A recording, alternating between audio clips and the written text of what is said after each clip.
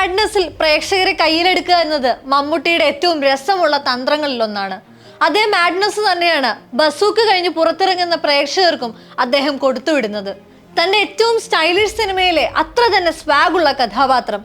തോറ്റുപോയെന്ന് കരുതുന്നവർക്ക് തോൽവിയല്ല ഇതെന്നും ഏറ്റവും പവർഫുൾ ആയ വിജയമാണെന്നും കാണിച്ചു കൊടുക്കുകയാണ് മമ്മൂട്ടിയുടെ ബസൂക്ക. ഗെയിം ത്രില്ലർ എന്ന പരിചിതമല്ലാത്തൊരു ഓണറിലാണ് ബസൂക്ക എത്തിയത്. എന്താണ് ഒരു ഗെയിം ത്രില്ലർ എന്ന ക്യൂരിയോസിറ്റിയെ സിനിമയുടെ പശ്ചാത്തലത്തിൽ അതൊരു ത്രില്ലർ പ്ലോട്ടിന് ഹേതുവായിക്കൊണ്ട് ഒരു ഗെയിം എത്തുന്നു എന്നതിലേക്ക് ബ്രേക്ക് ഡൗൺ ചെയ്തിരുന്നു ചിത്രത്തിന്റെ ക്രൂ. അതിനപ്പുറത്തേക്ക് ഒരു ഗെയിമിംഗ് മൂഡ് നൽകുന്ന സ്റ്റോറി ടെല്ലിംഗ് മെത്തേഡ് കൂടെ ചിത്രം സ്വീകരിക്കുന്നുണ്ട്. കണ്ടും കളിച്ചും ശീലിച്ച വിവിധ ഓൺലൈൻ ഗെയിമുകളെ ഡീകോഡ് ചെയ്തെടുത്ത് മുന്നോട്ട് പോകുന്ന രീതി.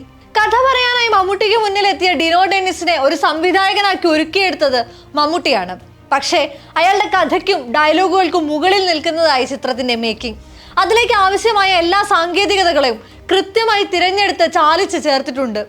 അച്ഛൻ എഴുത്തുകാരനാണ് എന്നതല്ല തന്റെ ക്വാളിറ്റി എന്ന് ആദ്യം മമ്മൂട്ടിക്കും പിന്നീട് പ്രേക്ഷകർക്കും മനസ്സിലാക്കി കൊടുക്കുന്ന ഡിനോ ഡെന്നിസ്. നിമിഷ് രവിയുടെ ദൃശ്യവിരുന്ന് തന്നെയാണ് അതിലേറ്റവും ആദ്യം എടുത്തു പറയേണ്ടത്. ഏത് ഫ്രെയിം ആയിരുന്നാലും ആ ഫ്രെയിമിൽ നായകനെന്നോ വില്ലനെന്നോ സഹതാരമെന്നോ വ്യത്യാസമില്ലാതെ ആര് വന്നു നിന്നാലും അവരുടെ ഏറ്റവും മികച്ചതൊപ്പിയെടുക്കുന്ന ക്യാമറ കണ്ണ്. അവിടെയെല്ലാം ചിത്രത്തിന്റെ എനർജി ഡിഫൈൻ ചെയ്യും തരത്തിൽ ഉയർന്നു താഴ്ന്ന സയ്യിദ് അബ്ബാസിന്റെ മ്യൂസിക് ട്രീറ്റും കഥാപാത്രങ്ങളെ അവരുടെ സ്റ്റൈൽ ആൻഡ് ഗെറ്റപ്പിൽ അടയാളപ്പെടുത്തുന്ന സമീറ സനീഷിന്റെ വസ്ത്രാലങ്കാരവും പ്രശംസ അർഹിക്കുന്നു. അതേസമയം നിഷാദ് യൂസഫ് എന്ന എഡിറ്ററിന്റെ വേർപാട് ചിത്രത്തിൽ വ്യക്തമാണ്. ചിത്രത്തിന്റെ ആദ്യ ഭാഗം തീർത്തും പ്ലെയിൻ ആയ പ്ലോട്ട് ബിൽഡിംഗ് ആണ്. അവിടെ പ്രതീക്ഷകൾക്കപ്പുറത്തേക്ക് ഒന്നും സംഭവിക്കുന്നില്ല. ഒരു ബസ്സിനകത്ത് നടക്കുന്ന തീർത്തും നാടകീയമായ രംഗങ്ങൾ. അതിലെ സബ്പ്ലോട്ടുകൾക്ക് ഒന്നും തന്നെ കഥയിലേക്ക് കാര്യമായി സംഭാവന ചെയ്യാനില്ലെങ്കിലും നായകന് കൊടുക്കുന്ന മാസീവ് അപ്പിയറൻസ് ചെറുതല്ല. മീനാക്ഷി, ജോമോ ജ്യോതി തുടങ്ങിയ യുവതാരങ്ങളെ കൊണ്ട് കാലപ്പഴക്കമുള്ള നിലവാരമില്ലാത്ത തമാശകൾ പറയിപ്പിച്ചത് കല്ലുകടിയാണ്.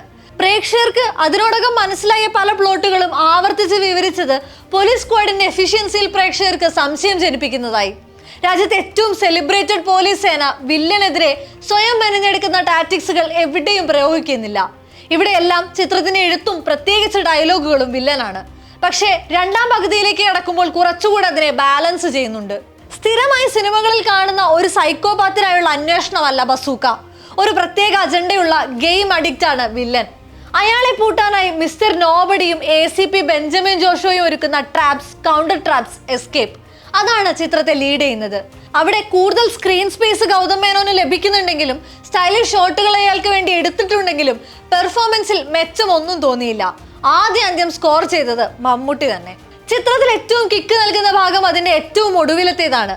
മുൻപ് പറഞ്ഞതുപോലെ മമ്മൂട്ടി എന്ന നടന്റെ മാഡ്നസ് കൊണ്ടുള്ള കൺകെട്ട്, തിരഞ്ഞെടുക്കുന്ന കണ്ണടയിൽ തുടങ്ങി വായിക്കുന്ന പുസ്തകത്തിൽ വരെ എടുത്തു നിൽക്കുന്ന എസ്തെറ്റിക്സ്, അതിലേക്ക് ഈസി ആയാണ് ആ താരം ഇഴുകിച്ചേർന്നത്. ചിത്രത്തിന്റെ അതുവരെയുള്ള തണുപ്പൻ മൂഡിനെ ട്വിസ്റ്റിലും സ്വാഗിലും തിരിച്ചുപിടിക്കാൻ ശ്രമിക്കുകയാണ് അവിടെ ബസൂക്ക.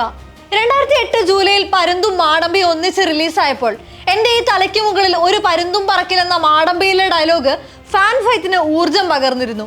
പിന്നീട് പല ചിത്രങ്ങളിലും ഫാൻസിന് വേണ്ടിയുള്ള ഇത്തരം ഡയലോഗുകൾ വന്നെങ്കിലും മാടമ്പയുടെ തട്ട് താണു തന്നെയിരുന്നു. പക്ഷേ കാലം പോകെ ആ ജോയ്സ്റ്റിക് ഇന്ന് മമ്മൂട്ടിയുടെ കയ്യിലാണ്. കവച്ചു വെക്കാൻ ഒരു ഡയലോഗ് ആരാധകർക്ക് വേണ്ടി ബസൂക്ക കരുതുന്നുണ്ട്.